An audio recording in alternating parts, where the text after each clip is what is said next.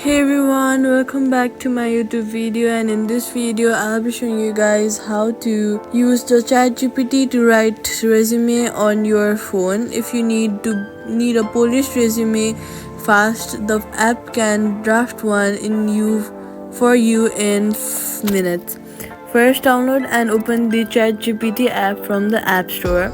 Then tap the text box and type something like write me a prof- write me a professional resume for a marketing manager with 5 years of experience.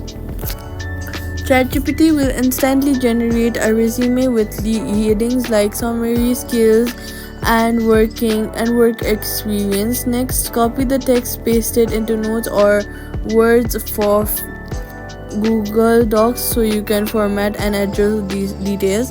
You can also ask ChatGPT to tailor a resume for a specific job by pasting the job description and saying match my resume for this post.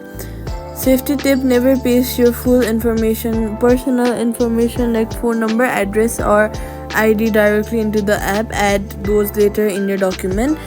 Quick fix: if information looks messy, ask ChatGPT to make the resume bullet point style or format it for one page, then copy it again.